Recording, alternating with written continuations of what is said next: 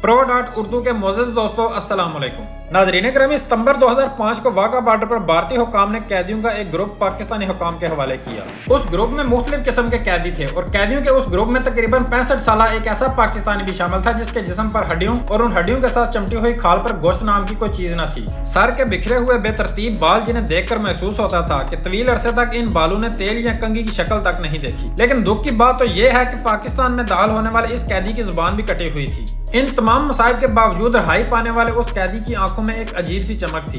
पाकिस्तानी हुकाम की तरफ से इब्तदाई कार्रवाई के बाद रिहाई पाने वाले उन सारे कैदियों को फारिग कर दिया गया और सब अपने अपने घरों पर रवाना हो गए। लेकिन ये उम्र रसीदा शख्स अपने घर जाने की बजाय एक अजीब मंजिल की तलाश में निकल पड़ा।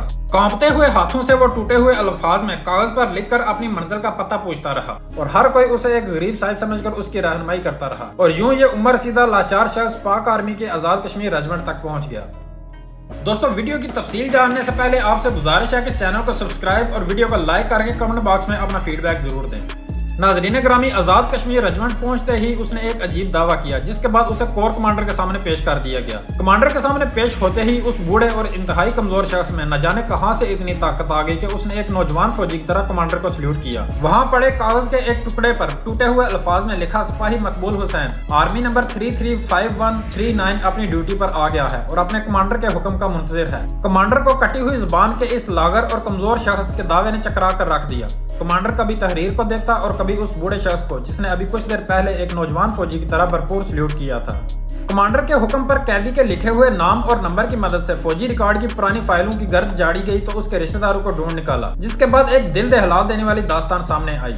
दास्तान जानने के बाद फूलों और स्टार वाले सिपाही और अफसरान इस लागर शख्स को सल्यूट मार रहे थे। उसका नाम सिपाही मकबूल हुसैन था। 1965 की जंग में सिपाही मकबूल हुसैन कैप्टन शेर की क़यादत में दुश्मन के इलाके में असलहा के एक डिपो को तबाह करके वापस आ रहे थे कि दुश्मन से झड़प हो गई। सिपाही मकबूल हुसैन अपनी पुश्त पर वायरलेस सेट उठाए अपने अफसरान के लिए पैगाम रसानी के फराइज सर अंजाम दे रहे थे। इसके साथ साथ अपने हाथ में उठाई गन से दुश्मन का मुकाबला कर रहे थे और मुकाबले के दौरान जख्मी हो गए। सिपाही उनको उठाकर वापस लाने लगे तो सिपाही मकबूल हुसैन ने इनकार करते हुए कहा कि जख्मी हालत में आपका बोझ बनने से बेहतर है कि मैं दुश्मन का मुकाबला करते हुए आपके लिए महफूज रास्ता मुहैया करूं। साथियों ने जब इसरार किया तो सिपाही मकबूल हुसैन ने एक चाल चली और खुद को एक छोटी खाई में गिराकर अपने साथियों की नजरों से ओझल हो गए। पाकिस्तानी आर्मी के जवान उनको काफी देर तक तलाश करने के बाद वापस लौट गए तो उन्होंने एक मरतबा फिर दुश्मन के फौजियों को आड़े हाथों लिया। इसी दौरान दुश्मन के एक गोले ने सिपाही मकबूल हुसैन को शदीद जख्मी कर दिया, जिसकी वजह से वो बेहोश होकर गिर पड़े और दुश्मन ने उन्हें गिरफ्तार कर लिया। जंग खत्म होने के बाद जब दोनों मुमालिक के दरमियान कैदियों की फहरिस्तों का तबादला हुआ तो भारत ने कहीं भी सिपाही मकबूल हुसैन का जिक्र न किया। उसके बाद पाक फौज ने सिपाही मकबूल हुसैन को शहीद सबर कर लिया और बहादुर शहीदों की बनाई गई एक यादगार पर उनका नाम भी लिख दिया।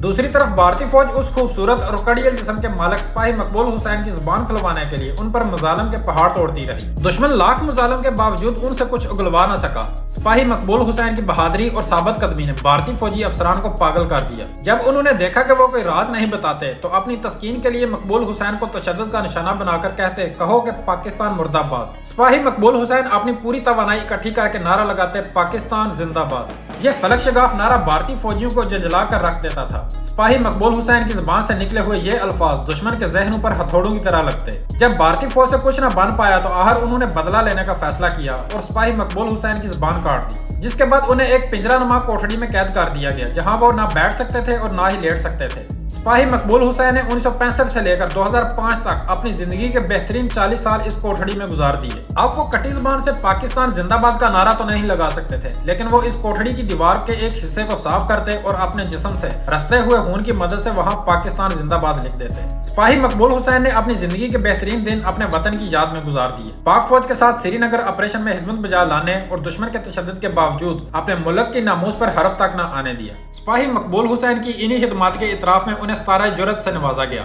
एक लंबे अरसे तक भारतीय जेल में कैद रहने और अपनी जुबान कट जाने की वजह से ये काफी हद तक अपने हवास खो चुके थे। इसीलिए इन्हें पाक फौज की जेर निगरानी CMH अटक में जेर इलाज रखा गया, जहां 28 अगस्त 2018 की रात इनका इंतकाल हो गया। मुकम्मल फौजी एजाज के साथ इनकी नमाज जनाजा चकलाला गैरिजन में अदा कर दी गई, जिसमें उस वक्त के chief of army staff general Qamar Javed Bajwa समेत दीगर फौजी अफसरान और जवानों की बड़ी तादाद ने शिरकत की। इनके जैसे न जाने कितने बहादुर फौजी भारत की कैद में थे जिन्होंने कैद के दौरान तशद्दुद और जुल्म के बावजूद अपने प्यारे वतन पाकिस्तान पर आंच नहीं आने दी।